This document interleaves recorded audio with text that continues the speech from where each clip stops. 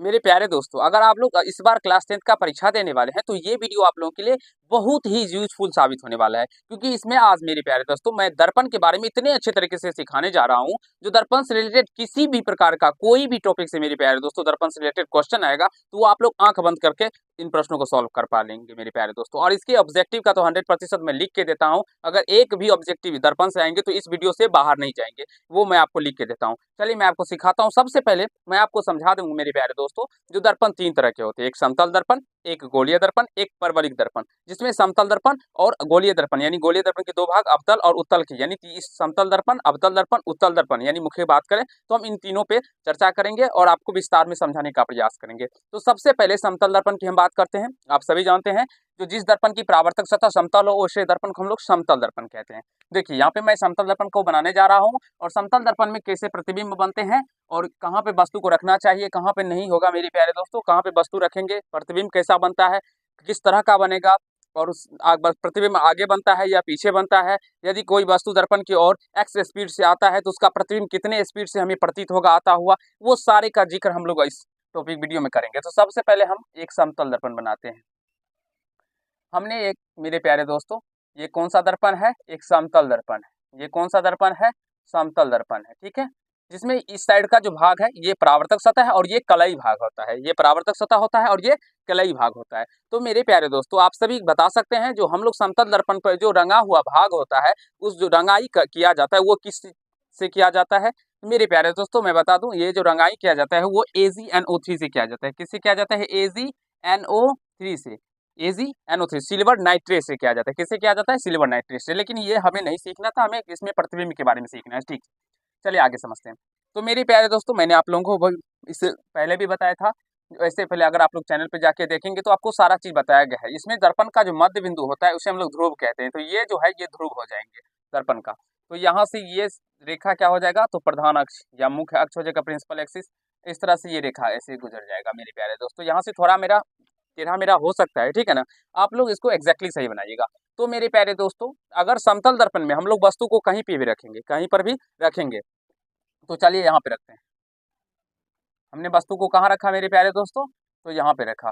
तो यहाँ से जब प्रकाश की किरण यहाँ से जाएगा, जब प्रकाश की किरण यहाँ से इधर ऐसे करके जाएगा मेरे प्यारे दोस्तों, ठीक है। तो ये दर्पण पे पड़ा। और आप सभी जानते हैं जो समतल दर्पण पर अगर 90 डिग्री पे कोई किरण आपतित होती है तो वो मेरे प्यारे दोस्तों उसी पथ पर विपरीत दिशा में वो परावर्तित हो जाती है। कहने का तात्पर्य है जो ये समतल दर्पण है अगर बात करें, और यहाँ से ये सूर्य भगवान है, आप लोग देख सकते हैं ये सूर्य भगवान। किस तरह से आप लोग को ये सूर्य भगवान लग रहा है या नहीं लग रहा है, आप लोग बताइएगा कमेंट करके। तो ये 90 डिग्री के एंगल पे जब आपतित होती है तो फिर यह मेरे प्यारे दोस्तों प्रकाश पुनः इसी पथ पे लेकिन विपरीत दिशा में ये परावर्तित भी हो जाती है। यानी कि कहने का तात्पर्य है जब ये प्रकाश की किरण आया मेरे प्यारे दोस्तों यहाँ से, तो ये टकरा के फिर इसी दिशा में क्या हो गया, परावर्तित हो गया। लेकिन अगर हम लोग बात करेंगे तो अगर देखा जाएगा तो ये कहा जाएगा जो ये प्रकाश जो है ये इधर से आता हुआ प्रतीत होगा मेरे प्यारे दोस्तों।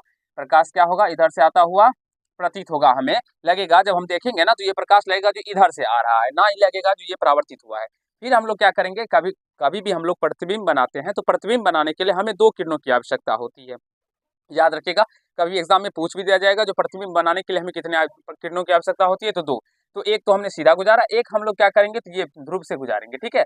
यहाँ से देखिए थोड़ा सा मेरा टेढ़ा मेरा लाइन हो सकता है, आप लोग सही बनाइएगा। तो जब कभी भी ध्रुव से ये गुजरेगा तो मेरे प्यारे दोस्तों परावर्तन के नियम से ये जितने कोण पे से जाएगा उतना कोण से ही ये परावर्तित भी होगा। ऐसे करके मेरे प्यारे दोस्तों ये परावर्तित भी होगा, उतने कोण पे ये क्या होगा, तो परावर्तित भी होगा। लेकिन अगर हम लोग इधर से देखेंगे तो ये हमें नहीं लगेगा जो यहाँ से आ रहा है और यहाँ से परावर्तित हो रहा है, ये हमें लगेगा जो ये सीधे इधर से आ रहा है। ये क्या लगेगा मेरे प्यारे दोस्तों, यह सीधे इधर से आ रहा है, ऐसे करके आ रहा है। तो यहाँ पे अगर बात करेंगे तो ये देखिए एक दूसरे को कट कर रहा है यहाँ पे, तो यहाँ पे इस वस्तु का प्रतिबिंब बन रहा है। प्रतिबिंब कहाँ बन रहा है, तो यहाँ पे समतल दर्पण में किसी वस्तु का प्रतिबिंब कहाँ बन रहा है, पीछे बन रहा है। अगर इसका नाम हम ए और इसका नाम बी दे देते हैं तो यह जो हो जाएगा ए डैश और यह बी डैश हो जाएगा। अब चलिए हम आगे की बातों को आप लोगों को समझाते हैं। तो हमने अगर आप लोगों से क्वेश्चन पूछा जाएगा जो समतल दर्पण में प्रतिबिंब कहाँ बनता है, आगे बनता है या पीछे बनता है, तो आप सभी देख सकते हैं ये दर्पण है, इसके आगे हम लोग वस्तु रखे, प्रतिबिंब कहाँ बना जाके, पीछे। तो हमेशा पीछे बनेगा, हमेशा पीछे, हमेशा वस्तु का जो प्रतिबिंब बनेगा वो कहाँ पे बनेगा मेरे प्यारे दोस्तों, पीछे बनेगा। थोड़ा सा समझने का प्रयास कीजिएगा। समतल दर्पण में किसी भी वस्तु का प्रतिबिंब कहाँ पे बनता है, हमेशा पीछे बनता है। कहाँ पे बनता है, हमेशा पीछे बनता है। ठीक है, दूसरा कंसेप्ट, हमेशा आभासी होगा मेरे प्यारे दोस्तों, हमेशा आभासी होगा, हमेशा आभासी। कैसा प्रतिबिंब होगा, आभासी या काल्पनिक भी कह सकते हैं। आभासी को हम लोग काल्पनिक भी कहते हैं, आभासी को हमेशा काल्पनिक भी कहते हैं। जब ऊपर में प्रतिबिंब बनता है मेरे प्यारे दोस्तों वो काल्पनिक होता है। ठीक है, जब कभी ऊपर में बनता है और पीछे बनता है दर्पण के तो कह सकते हैं, या दर्पण के सामने बनेगा तो वो काल्पनिक होगा, लेकिन ऊपर में बनेगा। और जब कभी भी नीचे प्रतिबिंब बनता है तो वो उल्टा वास्तविक होता है। अब हमेशा आभासी या काल्पनिक होगा। तीसरा कंडीशन, हमेशा मेरे प्यारे दोस्तों सीधा होगा। या कैसा होगा, तो हमेशा सीधा होगा। कभी कभी पूछा भी जाता है मेरे प्यारे दोस्तों, सीधा और हमेशा सीधा, तो कभी भी समतल दर्पण में जो प्रतिबिंब बनेगा वो हमेशा सीधा होगा। और याद रखने के लिए मैं बता देता हूँ, जो वास्तविक हमेशा उल्टा होता है और आभासी हमेशा सीधा होता है। इसका मैं ट्रिक भी बताऊंगा जो कैसे हम लोग याद रख सकते हैं, वो आगे के क्लासों में। तो हमने सीख लिया, जो वस्तु को मेरे प्यारे दोस्तों अगर दर्पण के सामने रखते हैं तो उसका प्रतिबिंब कहाँ पे बनता है, हमेशा पीछे बनता है, हमेशा आभासी होता है, हमेशा सीधा होता है। और अगर बात करें मेरे प्यारे दोस्तों इसमें, और अगर बात करें आभासी सीधा, और उसके बाद करें, देखिए यहाँ पे प्रतिबिंब जितना बड़ा हम लोग वस्तु को रखा है, प्रतिबिंब भी हमें उतना ही बड़ा प्राप्त हुआ। यानी कि अगर बात करें हम लोग तो हमेशा जो वस्तु की, हमें वस्तु के बराबर साइज का प्रतिबिंब बनेगा, वस्तु के बराबर बनेगा, वस्तु के बराबर प्रतिबिंब बनेगा, बराबर प्रतिबिंब, प्रतिबिंब बनेगा, वस्तु के बराबर साइज का प्रतिबिंब बनेगा। मेरे प्यारे दोस्तों अगर बात करें तो वस्तु जितना साइज का होगा उतना ही साइज का यहाँ पे भी प्रतिबिंब बनेगा। ठीक है, अब अगर बात करें पांचवा पॉइंट, ये पार्श्व, पार्श्विक भी लिख सकते हैं, पार्श्विक, पार्श्विक उल्टा होता है। पार्श्व क्या होता है, उल्टा होता है। पार्श्व उल्टा मतलब मेरे प्यारे दोस्तों, अगर समतल दर्पण में आप लोग देखे होंगे तो अगर जब आप लोग समतल दर्पण के सामने मिलेंगे और दायां हाथ खड़ा करेंगे तो पता चलेगा, आप लोग गौर से जब देखिएगा तो समतल दर्पण में जब इधर घूमिएगा आप लोग को पता चलेगा जो वो आपका उस साइड से बायां हाथ होगा। तो उसी प्रकार से हम लोग उसको पार्श्व उल्टा कहते हैं या पार्श्विक उल्टा कहते हैं। थोड़ा सा समझने का प्रयास कीजिएगा। हमेशा पीछे बनेगा, हमेशा आभासी सीधा वस्तु से बराबर होगा, हमेशा मेरे प्यारे दोस्तों और वस्तु के बराबर होगा, हमेशा सीधा बनेगा और पार्श्विक उल्टा होगा। अब छठा कंसेप्ट का बात करें मेरे प्यारे दोस्तों, तो हम लोग छठा कंसेप्ट में कह सकते हैं, जो वस्तु का जो दूरी होगा, वस्तु की दर्पण से वस्तु का जो दूरी होगा, दर्पण से वस्तु की दूरी बराबर होगा प्रतिबिंब की दूरी, प्रतिबिंब की दूरी, प्रतिबिंब की दूरी। अगर बात करें मेरे प्यारे दोस्तों समतल दर्पण में वस्तु का जो दूरी होगा दर्पण से उतना ही दूरी पे प्रतिबिंब की दूरी भी वस्तु की यानी प्रतिबिंब बनेगा। लेकिन यहाँ पे आप लोगों को छोटा बड़ा थोड़ा सा लग सकता है, तो हमने माप कर नहीं लिया मेरे प्यारे भाइयों। एग्जैक्टली अगर माप कर लेते सारा कंसेप्ट को, मतलब सही से स्केल की सहायता से बनाते, तो जितना दूरी पे वस्तु को रखा जाएगा वस्तु उतना ही दूरी पे प्रतिबिंब भी बनेगा। अगर पूछ दिया जाए जो 10 सेंटीमीटर की दूरी पे समतल दर्पण में किसी वस्तु को रखा जाता है तो उसका प्रतिबिंब कितने सेंटीमीटर दूरी पर बनेगा, तो मेरे प्यारे दोस्तों 10 सेंटीमीटर की दूरी पर बनेगा उसका प्रतिबिंब। उसके बाद अगर ऐसे भी क्वेश्चन में रह सकता है, यदि किसी समतल दर्पण में किसी वस्तु का प्रतिबिंब 10 सेंटीमीटर की दूरी पे रखा जाता है तो उसका प्रतिबिंब कितने सेंटीमीटर की दूरी पे बनेगा। ऑप्शन नंबर ए 10 सेंटीमीटर आगे, 10 सेंटीमीटर पीछे, यानी कि 10 सेंटीमीटर की दूरी पर पीछे बनेगा। ये ध्यान रखिएगा, आगे कभी भी नहीं समतल दर्पण में प्रतिबिंब बनता है। ये 6 पॉइंट आप लोग समझ गए होंगे। चलिए अब 7वां पॉइंट का हम लोग बात करते हैं। 7वां पॉइंट क्या है इसमें मेरे प्यारे दोस्तों, अगर कोई समतल दर्पण है, अगर हम लोग इसमें बात करें समतल दर्पण में कोई भी, और अगर वस्तु की ऊंचाई मेरी प्यारे दोस्तों जितना होगा उतना ही, ये तो बता ही दिए, वस्तु की दूरी बराबर प्रतिबिंब की दूरी, और इसमें वस्तु की जो ऊंचाई होती है उतना ही प्रतिबिंब की भी ऊंचाई होगी। ये भी लिख सकते हैं, वस्तु की ऊंचाई, वस्तु की ऊंचाई जितना होगा उतना ही प्रतिबिंब का भी ऊंचाई होगा, प्रतिबिंब की ऊंचाई होगा। और इसका अगर आवर्धन पूछे मेरे प्यारे दोस्तों, आवर्धन, आवर्धन क्या होता है, तो +1 होता है। आप बोलेंगे सर +1 कैसे होता है, प्लस मेरे प्यारे दोस्तों हमेशा सीधा और आभासी को डिनोट करता है। प्लस का मतलब होता है जो वो आभासी है और सीधा है, और माइनस का मतलब होता है वो मेरे प्यारे दोस्तों उल्टा है और वास्तविक है। ये आप लोग समझ लीजिएगा। और 1 का मतलब हुआ मेरे प्यारे दोस्तों, देखिए आवर्धन का फॉर्मूला होता है, आवर्धन का फॉर्मूला होता है HI/HO, या H'/H भी लिखा जाता है, जिसमें प्रतिबिंब की ऊंचाई और बटे में मेरे प्यारे दोस्तों वस्तु की ऊंचाई। फॉर्मूला होता है आवर्धन का जो प्रतिबिंब की ऊंचाई बटे वस्तु की ऊंचाई। तो प्रतिबिंब की ऊंचाई आप देख सकते हैं बराबर होता है वस्तु की ऊंचाई बराबर होता है प्रतिबिंब की ऊंचाई। तो प्रतिबिंब की ऊंचाई मान लीजिए x था, तो वस्तु की भी ऊंचाई x ही हो जाएगा। तो ये x कट के 1 ही हो जाएगा, 1 को हम लोग +1 ही लिखते हैं। तो मेरे प्यारे दोस्तों आप समझ गए होंगे, जब कभी भी समतल दर्पण में आवर्धन पूछा जाएगा तो कितना होता है, या ऐसे भी पूछ सकता है जो +1 किसका आवर्धन होता है। ऑप्शन नंबर ए समतल, बी अवतल, सी उत्तल। मेरे प्यारे दोस्तों इस तरह से क्वेश्चन पूछे जाते हैं, बहुत सारे क्वेश्चन पूछे गए। थोड़ा सा आप लोग धैर्य बना के रखिए। समतल दर्पण से रिलेटेड जितने प्रकार के भी क्वेश्चन आपके एग्जाम में अभी तक पूछे गए होंगे या पूछे जाएंगे, वो सारे क्वेश्चनों को मैं एक ही वीडियो के अंदर क्लियर कर दूंगा और समझाने का प्रयास करूंगा। 9 नंबर, मेरे प्यारे दोस्तों थोड़ा सा समझने का बात कीजिएगा, ठीक है। ये तो यहाँ तक समझ गए हम लोग। अब हम लोग समझने जा रहे हैं नेक्स्ट कंसेप्ट। नेक्स्ट कंसेप्ट क्या है, तो ये एक समतल दर्पण है। ये कौन सा है, समतल दर्पण है, ठीक है। मान लीजिए ये मेरे प्यारे दोस्तों कोई व्यक्ति है और ये गाड़ी से आ रहा है। तो गाड़ी से समतल दर्पण की ओर आ रहा है 20 किलोमीटर प्रति घंटा की रफ्तार से, 20 किलोमीटर प्रति घंटा की रफ्तार से। तो उसका प्रतिबिंब दर्पण में जो लगेगा वो कितने की स्पीड से आता हुआ प्रतीत होगा मेरे प्यारे दोस्तों।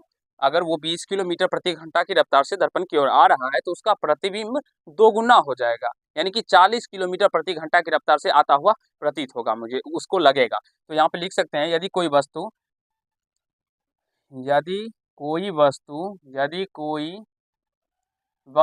दर्पण की ओर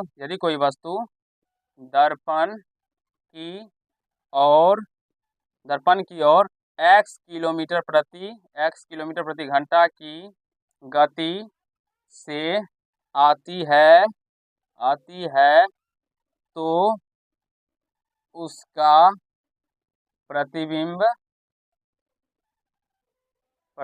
2x किलोमीटर प्रति घंटा की गति से आता हुआ प्रतीत होगा, गति से आता हुआ प्रतीत